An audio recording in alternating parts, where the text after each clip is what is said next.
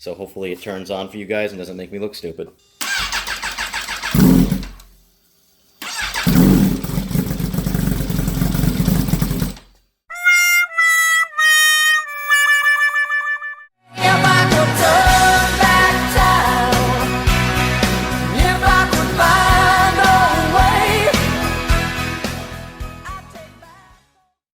What's going on, folks? EGR here again. Today I wanted to give you a quick update on the H2 that I've been building, and also I'm going to do a quick startup for you. Now, this isn't the first startup. I already had it running once already. It did have a coolant leak coming from the thermostat housing right in here. It does appear the O-ring in there has to be changed. I already ordered one. I'm waiting for that in the mail before I can continue putting this thing back together. I had most of the bike back together before the coolant leak happened. I had all this stuff attached. I have a few things left to do to this bike before it's ready for tuning. For one, I have to finish the intercooler system. It's already set up. This is the pump. These are the lines. However, it's not filled with any kind of coolant or anything. It does tap into the overflow that goes right here. Haven't done that yet. I wanted to square away the rest of the bike before I worried about that as well. Once I fill the intercooler and have the tank back off, I'm going to wire up the woolage kit for the ECU that sits right over here. That's going to go into the tail. That's where I'm going to be tuning it out of.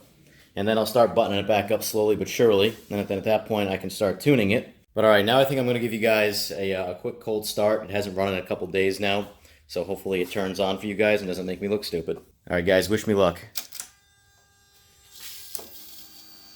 Pump's primed, here we go.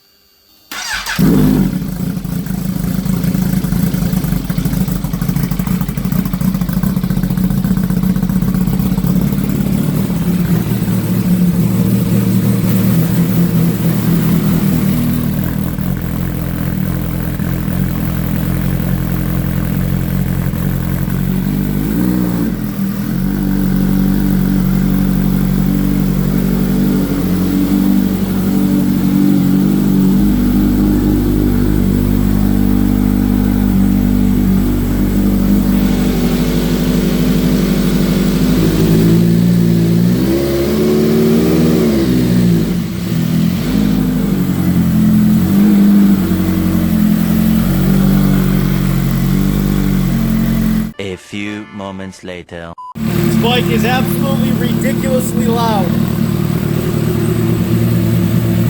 I only get about 1100 RPM right now.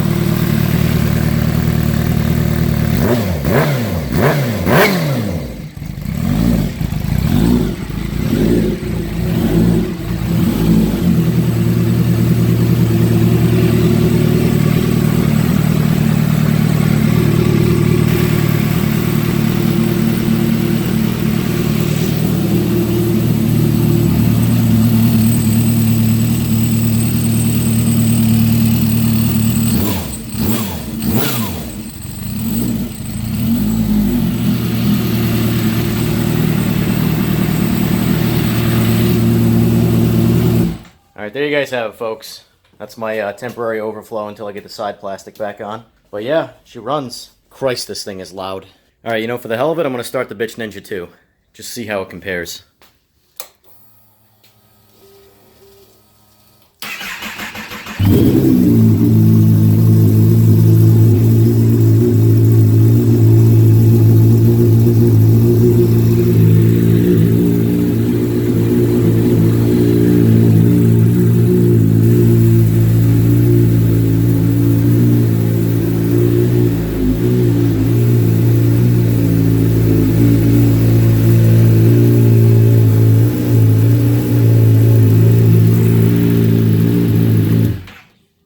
Not nearly as badass.